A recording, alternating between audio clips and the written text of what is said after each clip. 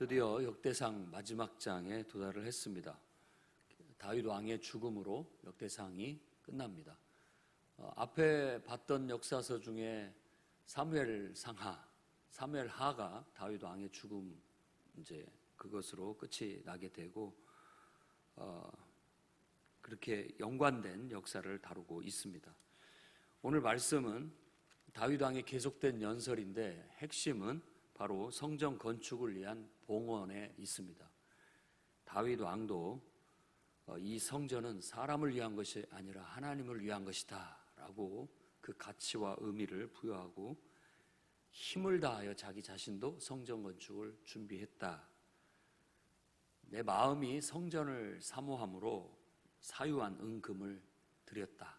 다 하나님 앞에 드렸다 라고 하면서 오늘 누가 즐거이 손에 채워 여호와께 드리겠느냐라고 하면서 모든 모연 회중들에게 바로 하나님의 성전을 건축하기 위한 봉헌을 독려하는 그런 연설, 그러니까 설교를 하게 되는 겁니다. 그러자 6절에서 9절까지는 백성들이 그 말을 듣고 자원하여 즐거이 성심으로 드렸다. 그러자 다윗 왕이 심히 기뻐하였다라고 얘기합니다. 그래서 이 1절에서부터 9절까지가 바로 성전 건축을 위한 모든 사람이 봉헌에 동참했다라는 겁니다. 봉헌이라는 것은 받들어 드린다 이런 뜻입니다. 그러니까 헌금이라는 것은 금전을 헌신한다, 하나님 앞에 드린다 이런 의미를 갖고 있는 거죠. 바울은 고린도 후서 9장에 참연보에 대한 얘기를 하면서 이 이야기와 비슷한 이야기를 합니다. 즐겨내는 자라는 그런 표현을 쓰면서 하나님 앞에 미리 준비하였다가 즐겨내는 자, 그것이 참연보답다라고 그렇게 얘기를 합니다. 하나님 앞에 드리는 것은 기쁨에서 또 자원에서 또 하나님 앞에 헌신된 온전한 마음에서 드리는 것이 가장 온전하다는 것을 보여주고 있습니다. 그러자 다윗 왕이 그 기쁨이 충만해가지고 감사 기도를 드리는 내용이 10절에서부터 19절까지 쭉 이어집니다. 그러니까 너무 감동을 받은 거죠. 아마 여러분들도 그런 은혜를 받은 경우가 있을 겁니다. 그래서 은혜가 충만한 사람은 헌금을 통해서도 감동을 받고 헌금을 통해서도 은혜를 받습니다. 은혜를 받아요. 이건 내가 뭐 돈을 막 하나님 앞에 아까워서 드리냐 마느냐 이런 문제가 아니라 그것 자체가 감동이 되고 하나님 앞에 내가 그걸 할 수 있다라는 것이 너무나 기쁘고 감사해서 드리는 것이 돼서 그것이 절대 시험거리가 될 수도 없고 오히려 더 큰 은혜가 되어 자기에게 기쁨을 주고 또 하나님의 그런 큰 풍성한 은혜를 얻게 된다라는 겁니다. 그래서 다윗도 그런 기쁨 속에서 하나님을 찬송하는 거예요. 하나님, 천지에 있는 것이 다 주님의 것입니다 라고 하면서 우리에게 이렇게 많은 것들을 우리 손에 주셔서 감사하고 하나님을 찬양하고 하나님 앞에 드릴 수 있어서 기쁘다라는 그런 고백을 드리게 되는 겁니다. 우리가 주의 손에서 받은 것으로 주께 드렸을 뿐입니다 라고 그렇게 이해하는 것은 굉장한 성숙된 세계관, 가치관이라고 할 수 있겠습니다. 그러니까 우리가 하나님을 믿는 신앙인은 그와 같은 세계관을 갖고 그런 사고방식, 가치관을 가지고 살아야 됩니다. 다 우리가 누리고 있는 것들이 우리가 열심히 노력하고 잘해서 얻은 것이긴 하지만 우리의 신앙 고백은 그렇게 생각을 하면 안 됩니다. 이 모든 것이 다 하나님께서 내게 주셨다라고 그렇게 고백해 나가야 됩니다. 그게 바로 청지기 정신이기도 하고 그게 인간의 본분입니다. 하나님이 나에게 생명을 주셨고 하나님이 나에게 몸을 주셨고 하나님께서 나에게 살아갈 수 있는 인생을 주셨고 시간과 모든 것들을 하나님이 다 주셨다라고 믿고 고백하고 그 모든 것들이 다 주님의 것이다 라고 생각을 하고 주님이 필요하다고 하실 때 그냥 주님께 주님의 것을 돌려드리는 것. 내가 잠시 관리하고 있고 맡아두고 있을 뿐 이것이 내 것이다라고 생각지 않고 언제든지 주님을 위해서 드릴 수 있는 그것을 오히려 기쁘게 생각하는 그런 신앙이 바로 인간의 본분이고 바른 태도라고 말할 수 있겠습니다.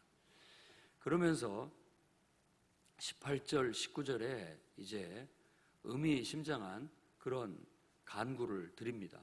이것을 주의 백성의 심중에 영원히 두어 생각하게 하시고, 이게 바로 이것이라는 것이 바로 이런 신앙심입니다.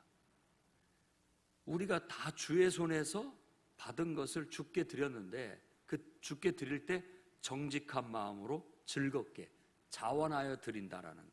그러니까 늘 하나님 앞에 감사해서 정직한 마음으로 즐겁게 자원하여 드리는 것을 하나님의 백성들의 심중에 영원히 두어 생각하게 해달라고 간구를 하고 있다라는 거예요.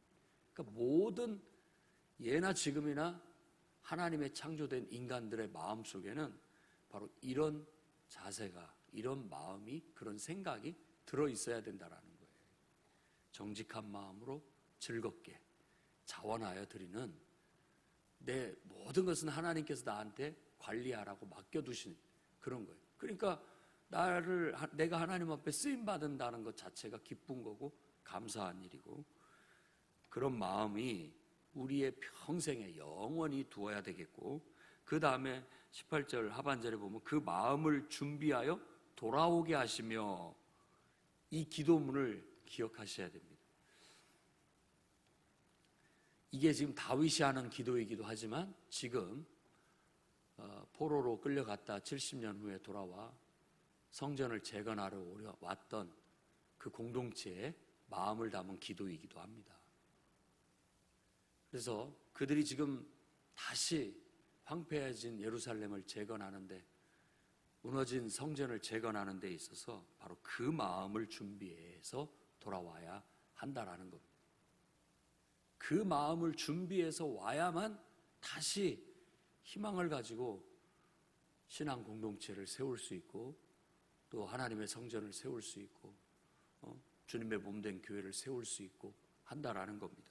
그래서 이 마음은 정말 다윗 왕을 통해서 이렇게 묘사하고 있지만 우리 모두가 다 항상 견지해야 할, 항상 수행해야 할 마음인 겁니다.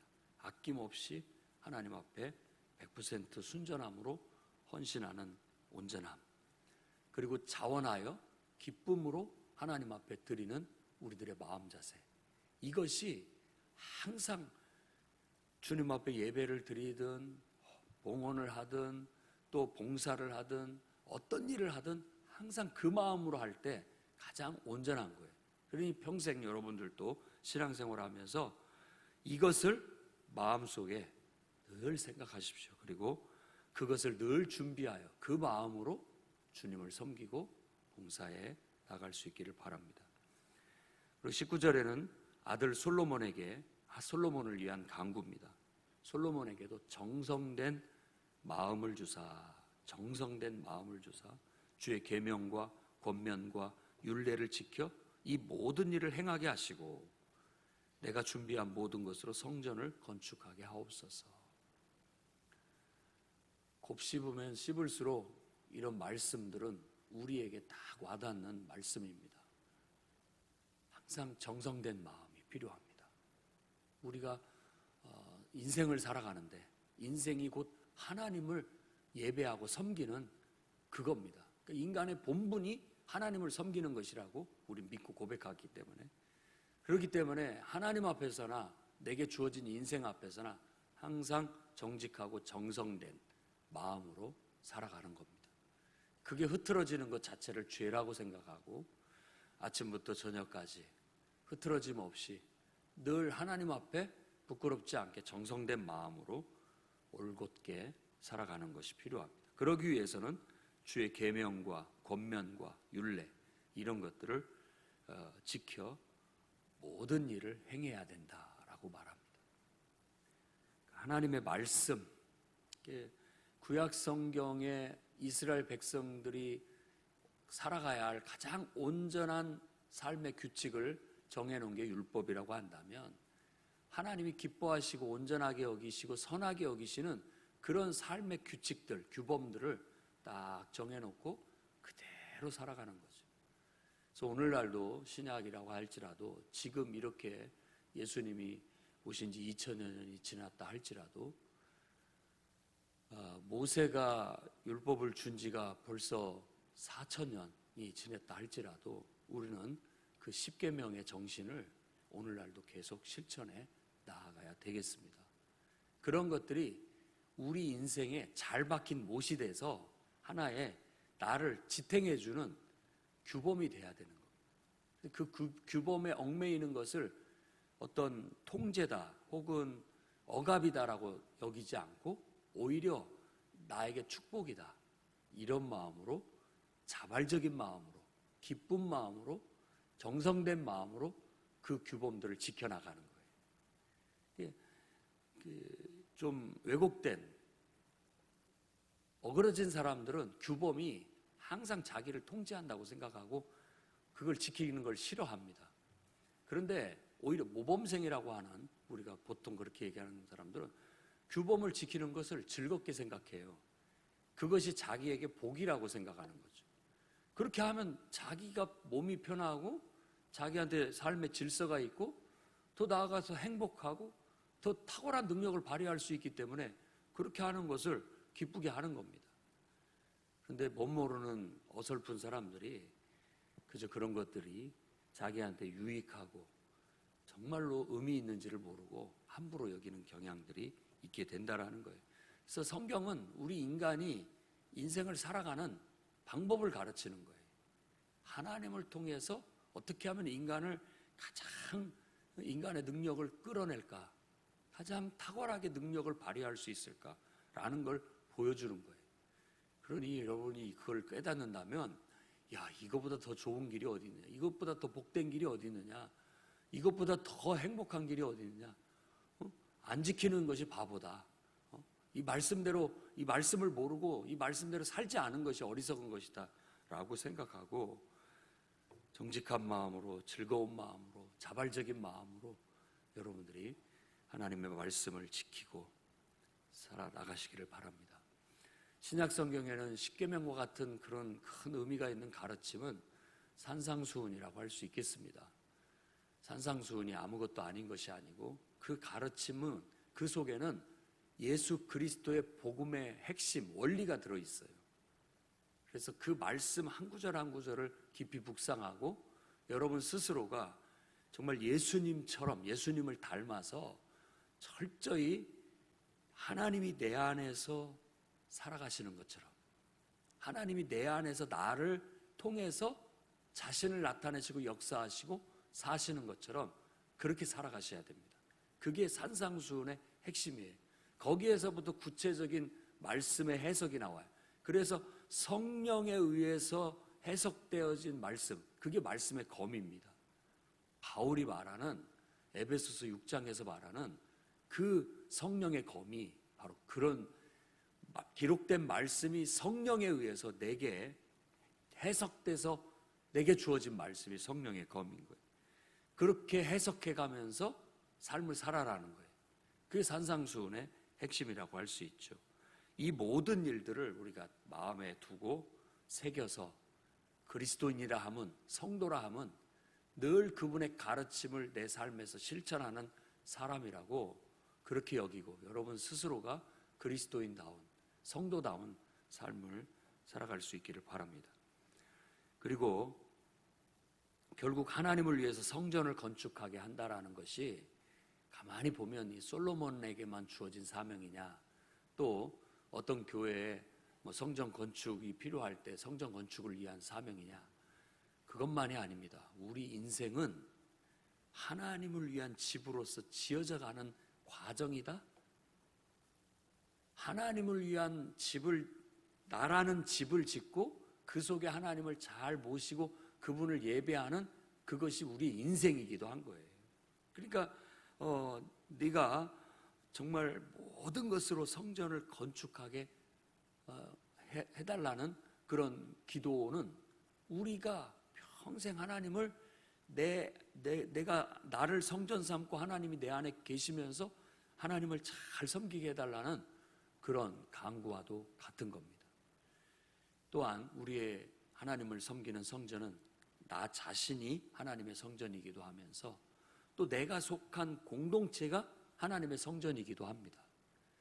그래서 우리는 늘 내 자신이 하나님의 성전으로서의 삶을 살아가도록 힘쓰는 성전을 건축하는 삶을 살아야 되고, 또 우리가 속한 몸된 교회, 그 공동체를 또한 세우고 그것을 통해서 하나님을 섬겨나가는 것도 계속 수행해 나가야 할 우리의 사명이기도 합니다. 더 크게는 완전히 확대된 하나님 나라라는 공동체, 더 큰 개념이죠. 궁극적으로는 하나님 나라를 건설하고 세워나가는 사명이 우리에게 주어졌다라는 거예요. 그래서 성경 곳곳에 말하고 있는 것처럼, 에스더의 고백인 것처럼, 고백 속에도 들어있는 것처럼, 요셉의 고백 속에도 들어있는 것처럼, 오늘날 하나님께서 나를 이렇게 세워주신 것은 이때를 위함이구나 라고 고백하는 것. 요셉도 이렇게 나를 애굽에 와서 총리되게 하신, 결국은 우리 가족을 구원하시기 위한 하나님의 큰 섭리였구나. 모든 것들이 결국은 하나님 나라의 영광을 위해서, 하나님 나라와 그 의를 구하는데 다 하나님이 쓰시려고 주신 것이다 라는 그런 걸 깨닫게 되고 고백하게 되는 그런 삶을 살아가는 것이 바로 성전을 건축하게 해달라는 기도라고 할 수 있습니다. 그러니 이 말씀은 누구에게만 필요한 것이 아니라 오늘을 살아가는 우리 마음속에 정말 아낌없는 마음, 온전한 마음, 정직한 마음, 즐겁게 자발적으로 하나님 앞에 헌신하는 그 마음 자세로서 하나님을 섬기는 삶을 내가 호흡을 다 하는 날까지, 내게 하나님이 허락해 주시는 시간 동안 그렇게 살아나가시기를 바랍니다. 그 다음에 20절부터 25절까지는 솔로몬 왕의 즉위식과 그 축제에 대한 얘기를 합니다. 하나님께 송축하고 하나님 앞에 예배하고 함께 잔치를 벌리면서 솔로몬 왕을 왕으로 즉위시키고 축하하는 그런 장면에 대해서 나와 있고, 바로 솔로몬 왕의 즉위와 솔로몬 왕은 탁월한 왕이 되게 되었다라는 그런 치하가 나타나 있습니다. 26절에서 30절까지는 다윗 왕의 죽음을 말하는데, 그가 오래 살았다, 장수의 축복, 부를 누렸다, 부귀를 누렸고, 그리고 존귀함을 누렸다라고 그 인생을 한마디로 얘기합니다. 다윗 왕의 인생이 여러분의 인생이 되기를 바랍니다.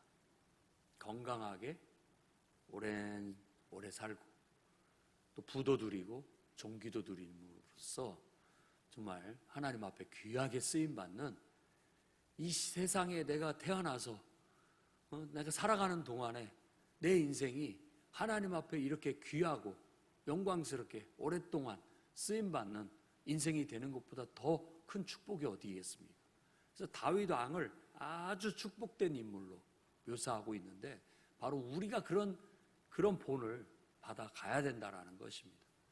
그의 축복된 삶에는 바로 이 성전이라는, 이게 하나님을 향한 예배라는 그것이 중심에 놓여져 있는 거예요.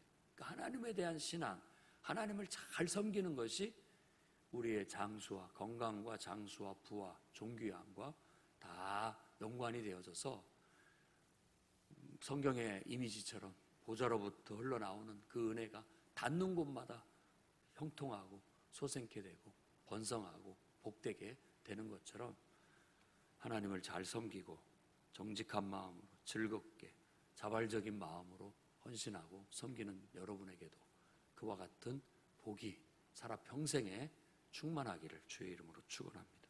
기도하겠습니다. 거룩하신 주님,